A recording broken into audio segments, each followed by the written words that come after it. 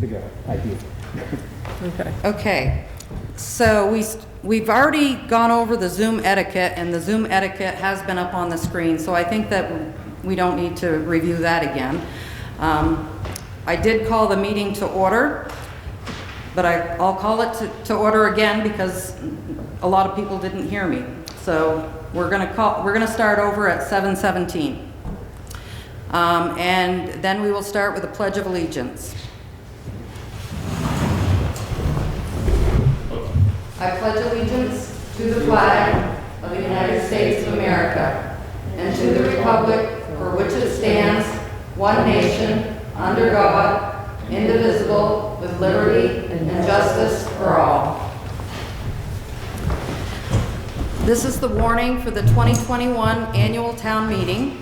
The legal voters of the town of Richford, Vermont are hereby warned and notified to meet on Monday, March 1st, 2021 at 7 p.m. to transact the following business via Zoom.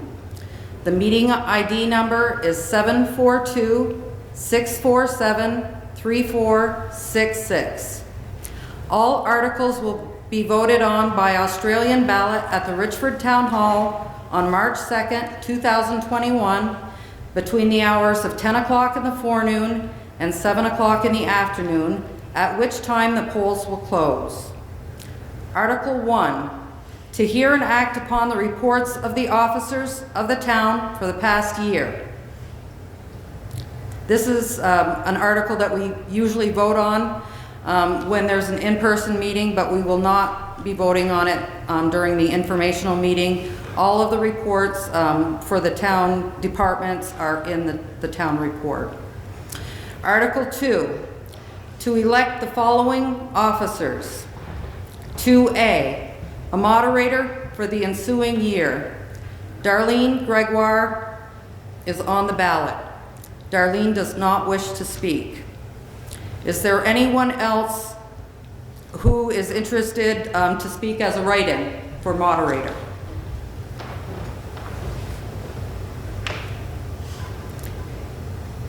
Hearing no one, we'll move on to Article 2B, Town Clerk for the term of 3 years. Kylie Dussault is on the ballot for that position. Kylie, do you wish to speak? Kylie does not wish to speak. Is there anyone who would like to be acknowledged or as a write-in for that position?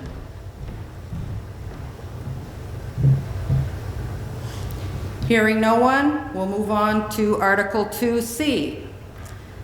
Town Treasurer, Delinquent Tax Collector for a term of 3 years. Kylie Dussault is on the ballot for that position. Kylie does not wish to speak. If you would like to speak, raise your hand or send a chat to Levi and she'll let me know through the tablet. Article 2D, one selectman for the term of 2 years. There are 3 people on the ballot for that position. We have Jacques Desautels. Jacques, would you like to speak? I'm running again because I don't think we did that bad of a job the past 2 years, keeping the roads up and so on and so forth. And we managed to save the town some money during that time. That's it for now. Thank you. Thank you. Alan Fletcher is also on the ballot for selectman for the term of 2 years. Alan, I'm not sure if you're there. Would you like to speak? If you'd like to speak, please send a chat to Kylie or raise your hand.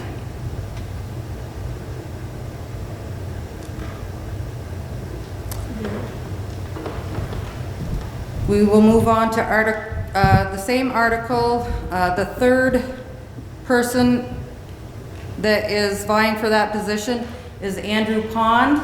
Andrew Pond, would you like to speak? Yes, please. The floor is yours. Okay. I'm Andrew Pond, also known as Andy. I'm the fourth generation of Ponds in this town. I graduated from Richford High in 1990. I've been working at Blue Seal Feeds for going on 31 years. I'm also a part-time pyrotechnician. I'm part of the local Boy Scout troop here and also part of the Richford Lions Club. I've been a member of the Richford School Board, and I served as the chair for a couple terms. I proudly serve as a member of the Richford Fire Department, and I'm currently your fire chief. I'm proud of that. I'm also an EMT, and I am part of the Richford Ambulance Service. I am supportive of our local services, ambulance, fire, our police protection, our library, and I approve or support our local trash pickup. It's a big thing people have been talking about. I take pride in our town, and I want to serve Richford. I appreciate your support tomorrow with a vote. Thank you. Thank you, Andy. Is there anyone who would like to be acknowledged as a write-in for the position of selectman for the term of 2 years? If so, please raise your hand or send a chat to Levi.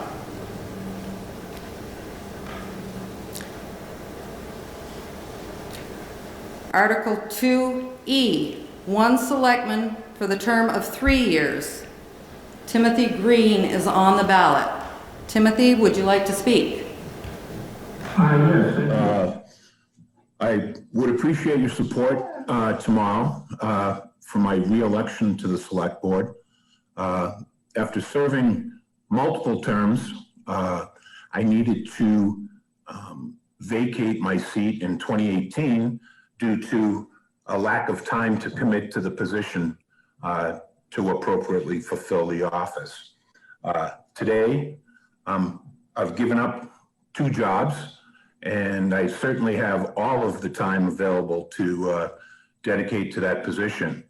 I must say that I'm troubled by some of the recent actions of the board, and including the lack of transparency that exists with the existing board and the violations of the Vermont open meeting law, and also the extensive, obsessive use of executive sessions. Even this meeting isn't appropriately warned. It's not posted in 3 places in town. So, but anyway, we'll go forward, and I'm looking to help out with correcting that. And I'm also very impressed by some recent initiatives within the town. I'm particularly happy with the economic development coordinators that have been hired.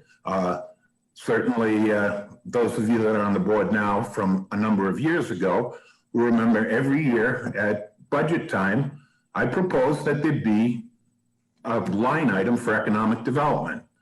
I get voted down every time, and apparently now we've seen the light. So, and the other thing is I'm very involved and happy about the intelligence-based policing. I know policing has always been a sore subject in this town. There's some people that are for it, some people against it. We've spent a lot of money over the years with the Franklin County Sheriffs, and this is a possibility for us to get more involved in policing ourselves. So, and anyway, my wife's whispering in my ear, of course. She makes it all happen here. Anyway, I'd appreciate your support tomorrow, and look forward to serving the community of Richford. Thank you. So, on the same line item, is there anyone who would like to be acknowledged as a write-in for selectmen for the term of 3 years? If so, please send a chat to Levi. Wallace Steenhauer is listed. Wallace, would you like to speak? Good evening. Can you hear me? Yes. All right. Good evening, and thanks for the opportunity to speak this evening. I am writing as a write-in for the 3-year select board term. I recognize that people are doing their best, and our current select board has done the same, I believe. I've always factored this into who I support as candidates, and that is those I felt had Richford's best interests at heart and were most capable of performing the duties of this office. It is for this reason Andy Derby had my backing and support. I decided to run for the select board upon hearing of Andy's withdrawing his candidacy for the select board for two reasons. One, Andy's withdrawal left the challenger unopposed, and I feel no one should run unopposed for political office. And more importantly, as a lifelong resident of Richford, I feel I can no longer sit on the sidelines. I want to be an active participant in the running of Richford and the efforts to improve our great town. I feel I'm knowledgeable, honest, dependable, and I've always had Richford's best interests in mind. It is for these reasons I ask for your support for my write-in candidacy for the 3-year select board term. Thank you, and thank you for giving me the opportunity to speak tonight. We will move on to Article 2F, one lister to serve 1 year remaining of a 3-year term. There is no one on the ballot for that item. Is there anyone who would like to be acknowledged as a write-in?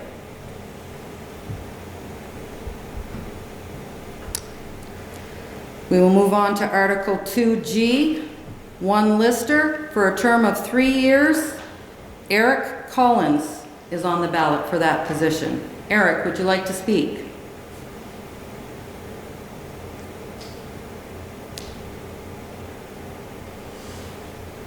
Hearing nothing, we'll move on to Article 2H, a town grand juror for a term of 1 year. Eric Collins is on the ballot. Eric, would you like to speak? Article 2I, a first constable for a term of 1 year. Jeremy Paquette is on the ballot. Jeremy, would you like to speak?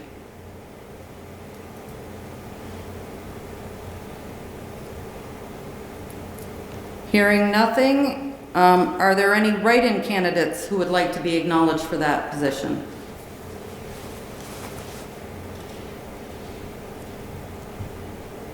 Hearing nothing, we'll move on to Article 2J, 4 Planning Commission members for a term of 3 years. And it looks like we have C. Mark Waterhouse on the ballot. Mark, would you like to speak?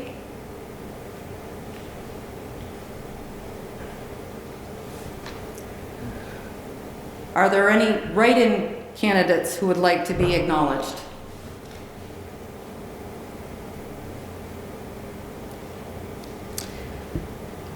Article 3, shall the town pay its 2021 municipal taxes and its 2021-2022 education taxes to the town treasurer in 2 equal installments, with the first due on or before August 10th, 2021, and the second due on or before October 10th, 2021. Article 4, shall the town authorize and empower the selectmen to borrow money on the credit of the town by note, town order, or otherwise in a sum sufficient to meet the current expenses of the town prior to the collection of its taxes and to meet any deficit of the town if the expenditures shall exceed the estimated revenues. And I will take comments if there are any.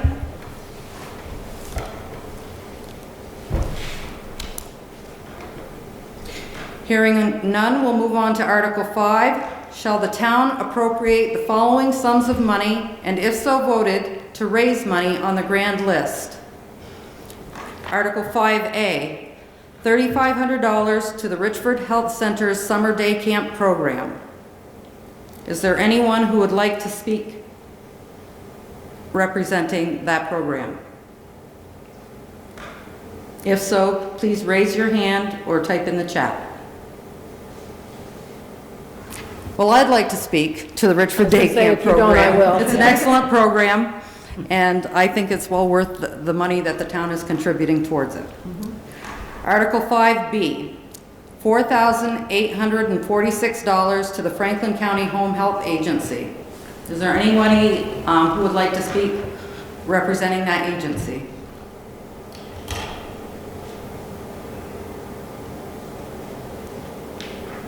We'll move on to Article 5C, $150 to Green Up Vermont. Levi Irish would like to speak to that one. Oh, no, I'm sorry. Article 5D, $2,000 to the Richford Beautification / Image Committee. Is there anybody? Yes, this is Rowena. Thank you, Rowena. Yes, I'd like to speak to that. Thank you. Again, I'd like to thank the town for their support in the past years. We're again level funding our request, and we would just appreciate your continued support so that we can continue putting up the wreaths, or making sure the wreaths are there, that the decorations for the winter time are there, and the flowers in the summertime. Thank you. Thank you, Rowena. Your work makes a big difference. Yes.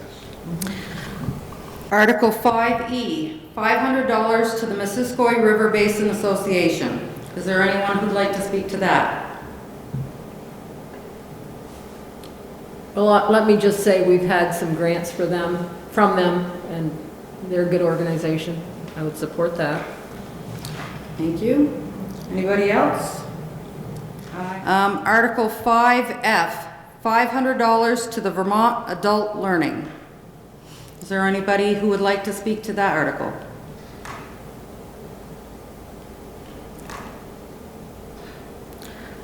Article 5G, $500 to the Richford Conservation Commission. Is there anyone who would like to speak to Article 5G? Article 5H, $2,500 to the Richford Economic Advancement Corporation, otherwise known as REAC. Is there anyone who would like to speak to that article?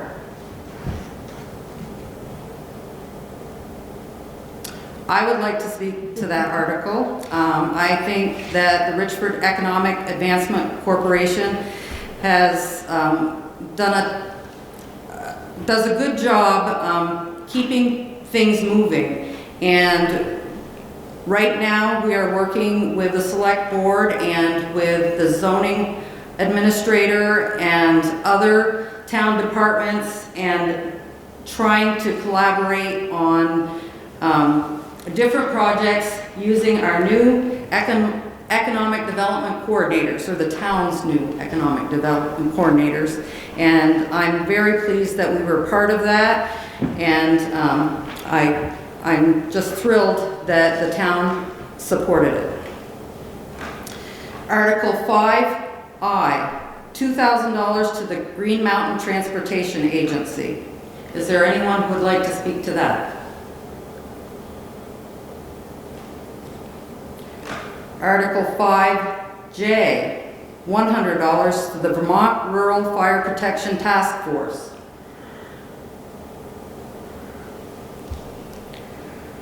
Article 5K, $500 to the Vermont Association for the Blind and Visually Impaired. Is there anybody who would like to speak representing that article? Article 5I, $1,000 to Operation Happiness. Is there anyone who would like to speak on behalf of Operation Happiness? Article 5M, $1,000 to Northwest Counseling. Is there anybody representing Northwest Counseling? Article 5N, whoops, back up. Sorry, Linda, I did not do quick enough. Okay, it looks like Tim Green would like to speak on which article? M and N, I think, are very important. Well, we didn't get to N yet, so you can speak to Tim. You can speak to M, like Mary. We did not get to N yet. Right? We've only made it to Article 5M. We haven't gone past that one yet, so you can speak to 5M. Okay, fine. Okay. I think in these troubling times of the COVID-19 pandemic, counseling is necessary a great deal more than the $1,000 that they're requesting.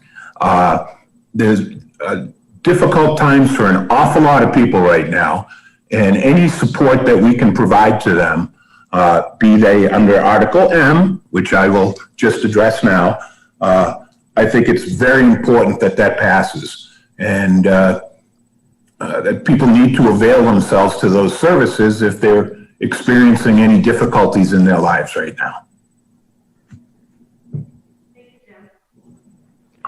Article 5N, $2,000 to Northwest Unit for Special Investigators / Child Advocacy Center.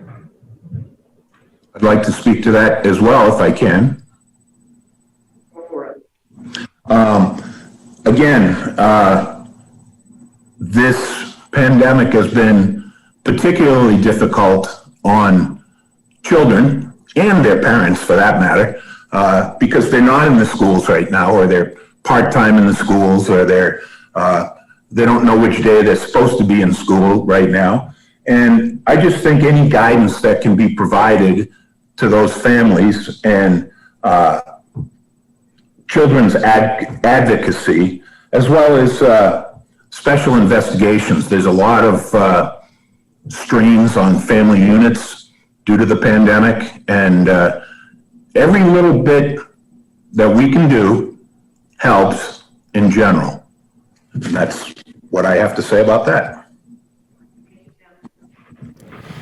Article 6, shall the town vote the proposed 2021 budget in the amount of $2,627,806 to meet the expenses and liabilities of the town and authorize the selectmen to set a tax rate sufficient to provide for the same. I can take comments. Does anybody have any comments on that?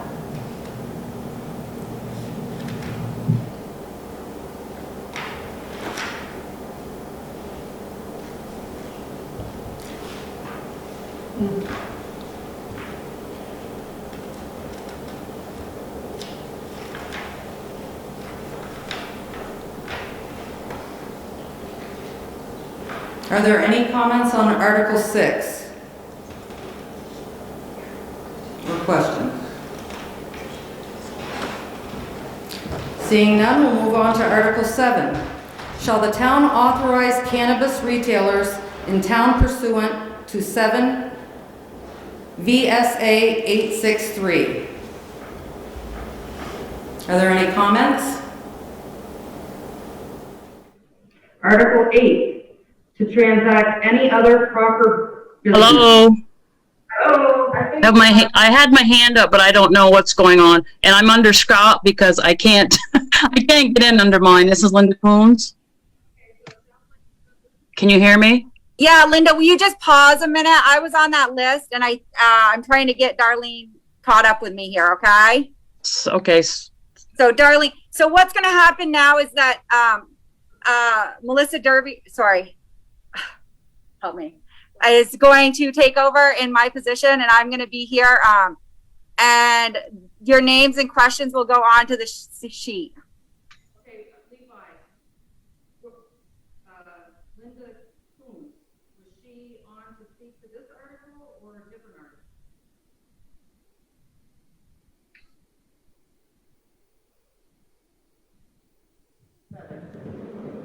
Oh, so Linda and Levi are both speaking to Article 7? Okay. Okay, so am I ready, or can you hear me? Yeah. Okay. On the Article 7, I'd like to know what the process of opening a storefront would look like for our community. Levi? Select board, is it okay if I answer that question? Yes. Yes. Can you take? So the process for opening a business within this community is that there needs to be a lot of community support. So we need to vote this in. And then after that happens, there needs to be a business proposal written to the state. That will be due in December of this year. And then the first storefronts will open in October of 22. So the strongest proposals that we're going to see are going to be the proposals that work closely with the town and the community in order to have their support. So essentially, in a model like this, we're setting ourselves up to have a significant amount of local control. Does that answer your question, Linda? Yes, thank you. Perfect. Now, is this the point where I would have a chance to speak about this, Select Board and Darlene? It's fine if you wish to speak to it. I don't see any reason why you can't. Go for it. Yeah. Thank you. So when I started thinking about this, it wasn't a decision that I brought before the Select Board lightly. I did the research. I've looked at other countries. I've looked at other states. And I've spoken with attorneys, state officials, and people in other states who are experts in this area.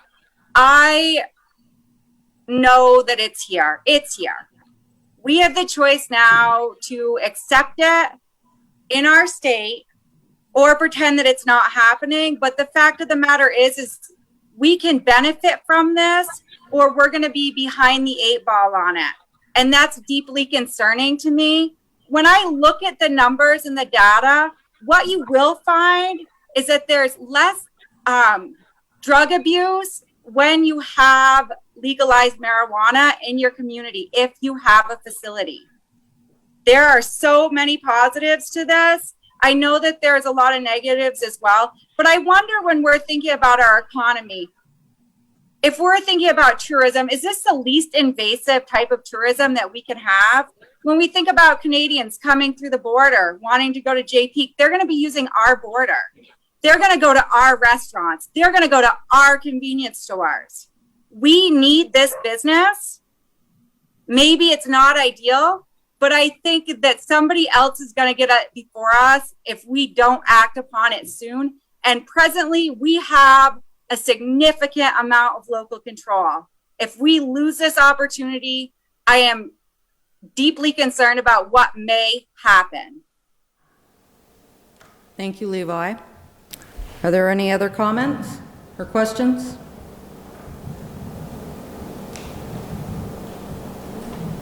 Scott? Oh, I guess maybe that was Linda. Am I able to speak to that now? Sure.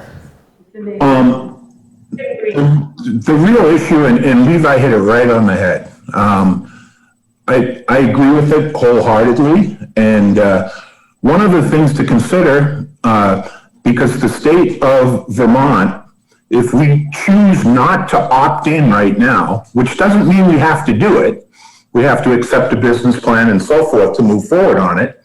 But if we opt out right now, there's no going back. State of Vermont gives it to somebody else. And that's what they're discussing right now. So we should opt in and then discuss it and vote on it and get the full opinions from the community. And then we can go from there. But it's important to have the ability to utilize it if we so choose. Thank you, Tim. Any other comments? What is Sarah's question? Sarah's question is, how will this benefit our community economically? Am I going to be speaking to that? Yes, you are. Okay. So again, you know, the amount of tourism that this brings in is wonderful. Vermont did a 66-page study on this when they were bringing it forward. And when we look at that study, it shows us that 60% of our consumer base would be outside of this local area. So that would mean that we'd be looking at 60%. What they haven't factored in is across the border. So I wonder how much more, because marijuana is legalized in Canada and you can't bring cannabis into the States. But if you're going someplace and you want some, then it's going to be important that you can access it. So that is one way that this can financially benefit us. Another way that's really interesting is when you look at the demographics of people who are visiting these shops, they're typically around a $70,000 a year income, that we're seeing in other states. And they're gainfully employed, more so than people who are against cannabis retail. And those people are driving up the cost of real estate, which for those of us who own a house here is wonderful news. But I wonder, how would that impact our rental property? Because we have an inordinate amount of rental properties, which drives both the county and the state average down significantly. Does that then allow for potential single family homes or a different demographic of rentees within our community? So I think there are a number of potential economic benefits. I'm going to look for the next two questions here. So give me a moment, Darlene. Okay. Thank you, Sarah, for your question. So the next question is from Christy Waterhouse. And the question is, if it is not federally legal, where are you going to put the profits? So that's a wonderful question. So it is not federally legal, which brings up a great point. Not anybody can open a dispensary in this community. You can't open a dispensary or a retail shop with no money because you cannot get federally funded for this. So that means there's no bank loans involved in this, okay? As far as I know, this money is allowed to go into bank accounts. You just cannot get a lender. So you would have to have a really strong support base in order to do this. Okay. Any other questions?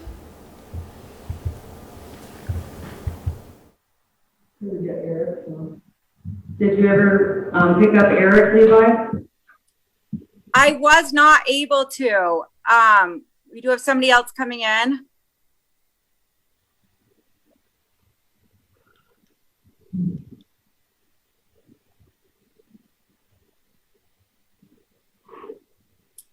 And I see, oh, okay. So we've got Jim here.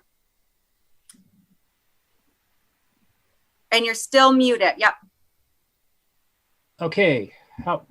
Check. 1, 2. All right. Thank you. I appreciate it. In regards to this, I don't even want to call it marijuana because that's an old government term that they made up to scare people.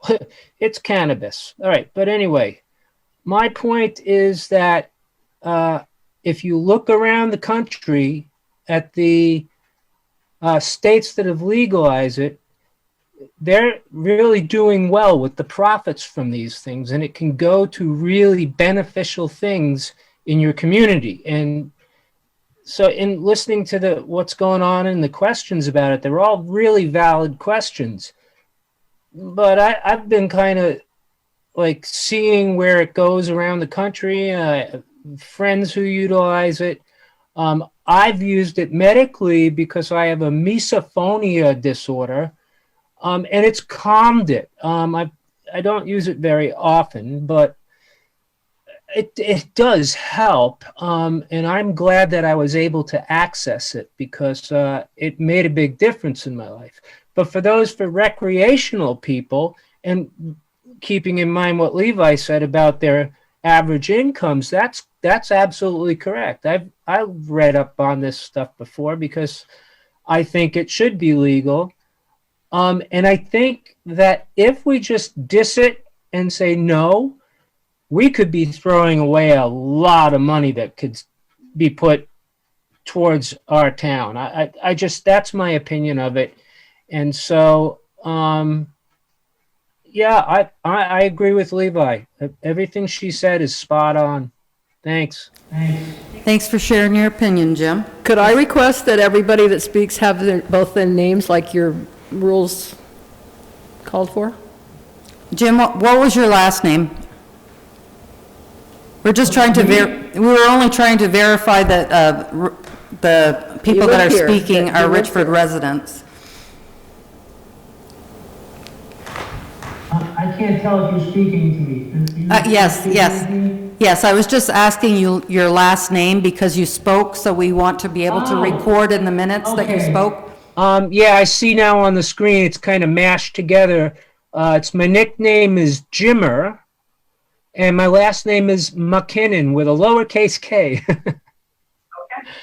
Thank you. You will. You're welcome. Thank you, too. It also needs to go in our minutes, that's why we need to do it. Levi, are there any other comments? I see one. Yep, I think we have a couple very specific questions about who would run this and where it would be located. And I think that we would be remiss to answer questions like that as of right now, because there's no specific agenda attached to this that I know of. Is that correct, Select Board? Correct. I would say that's correct. Correct. Any other questions pertaining to that article? I think I'm unmuted. Oh, it's Eric. Hey, Eric. So, State your name, If, Eric. Eric Collins. this is Eric Collins. So, If we pass this and I wanted to open a storefront, but this isn't federally recognized, can I get money to do so? Everybody's shaking their head no.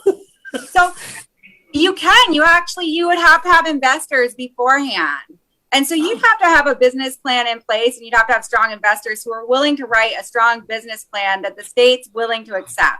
The number one thing, again, on that is community involvement. And from the attorneys that I've spoken with, one of the things as a community that we can do is really encourage any business that wants to be successful here to do the right thing, which would be donating something like 2% back to the town to spend any way that we see fit. So I think that there is, you have to have the backing and you have to have the support. Okay. Okay. Thank you. Well said. Anything else? We'll move on to Article 8, to transact any other proper business. Are there any comments? Any other business that anyone would like to discuss? Hearing no other comments, this informational meeting is adjourned. Voting will be held tomorrow between the hours of 10 a.m. and 7 p.m., Tuesday, March 2nd, 2021. Good evening.